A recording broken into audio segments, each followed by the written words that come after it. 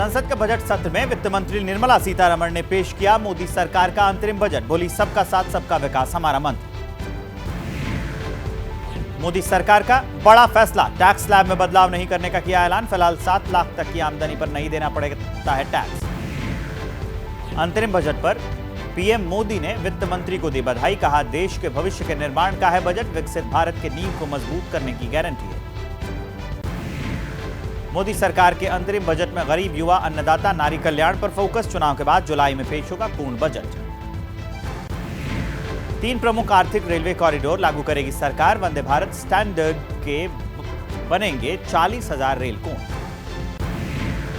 मोदी सरकार के चुनावी साल के बजट में बड़ा ऐलान। 5 साल में 2 करोड़ गरीबों के लिए घर बनाने की घोषणा की। अंतरिम बजट पेश करते हुए वित्त मंत्री निर्मला सीतारमण ने कहा, सभी आशा वर्कर, आंगनवाड़ी वर्कर आयुष्मान भारत योजना के दायरे में आएंगे। अखिलेश यादव ने अंतरिम बजट को बीजेपी की विदाई वाला बजट बताया। कहा, इस बजट में जनता के लिए कुछ नहीं। अंतरिम बजट पर बोली कांग्रेस। कहा, गरीब, किसान, मिडिल क्लास के लिए बजट के लिए कुछ भी नहीं, सरकार कर्जा लेकर अपना खर्चा चला रही। हेमंत सोरेन के इस्तीफे के बाद जेएमएम नेता चंपई सोरेन को चुना गया विधायक दल का नेता। सीएम पद की शपथ के लिए थोड़ी देर बाद राज्यपाल से होगी मुलाकात। शपथ ग्रहण में देरी पर झारखंड में सियासी हलचल तेज। रांची के सर्किट हाउस पहुंचे 43 विधायक। सभी को चार्टर्ड प्लेन से हैदराबाद शिफ्ट करने की तैयारी। हेमंत सोरेन को कोर्ट में किया गया पेश। मनी लॉन्ड्रिंग केस में ईडी ने किया था अरेस्ट। गिरफ्तारी पर कल सुप्रीम कोर्ट में होगी सुनवाई। गिरफ्तारी से पहले का हेमंत सोरेन का वीडियो मैसेज आया सामने। बोले, सत्य की जीत होगी, सबूत नहीं मिलने के बावजूद मेरी छवि को खराब किया गया। जेएमएम के साथ सरकार बनाने के सवाल पर बोले बीजेपी सांसद निशिकांत दुबे। कहा, किसी भी सूरत में भ्रष्टाचारी पार्टी के साथ नहीं जाएंगे। हेमंत सोरेन के समर्थन में उतरे अखिलेश यादव। सोरेन को बताया आदिवासी योद्धा। लिखा, बीजेपी के आगे झारखंड नहीं झुकेगा। मुंबई में शरद पवार के पोते रोहित पवार पहुंचे ईडी दफ्तर। महाराष्ट्र स्टेट कोऑपरेटिव बैंक घोटाला मामले में सवाल जवाब हुए। मुंबई में ईडी दफ्तर के बाद शरद पवार के समर्थकों का प्रदर्शन। ईडी की कार्रवाई का किया विरोध। आज पश्चिम बंगाल के मालदा से शुरू हुई राहुल गांधी की यात्रा। बोले, अगर हमारी सरकार केंद्र में आती है तो कराएंगे जातिगत जनगणना। पश्चिम बंगाल के मुर्शिदाबाद में न्याय यात्रा के दौरान राहुल गांधी ने दिहाड़ी मजदूरों से बातचीत की।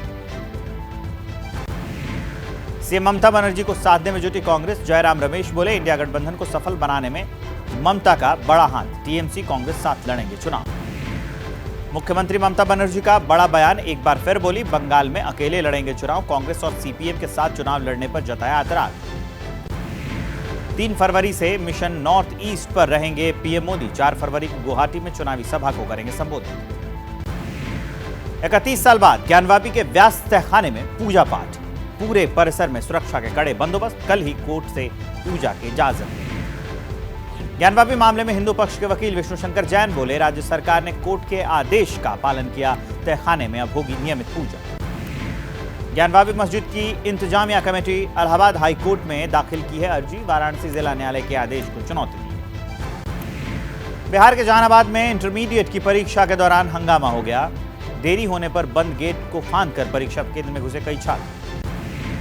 महाराष्ट्र के पालघर में पार्किंग में आग लगने से हड़कंप मच गया। कड़ी मेहनत के बाद फायर ब्रिगेड के लोगों ने बुझाई आग। हादसे में 7 से ज्यादा गाड़ियां जलकर राख।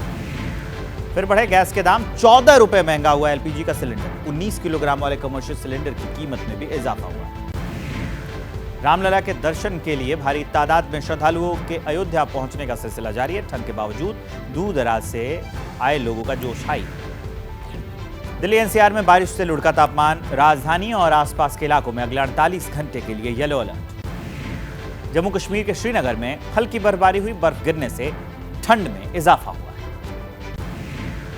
पहाड़ों पर बर्फबारी के बाद मौसम का मिजाज बदला है। हिमाचल के शिमला, कुल्लू, लाहौल स्पीति समेत राज्य के कई हिस्से बर्फ से ढके हैं। सड़कों पर जमी बर्फ की चादर दिखाई दे रही है। उत्तराखंड के चमोली जिले में मौसम का मिजाज बदला है। बद्रीनाथ धाम में हुई बर्फबारी।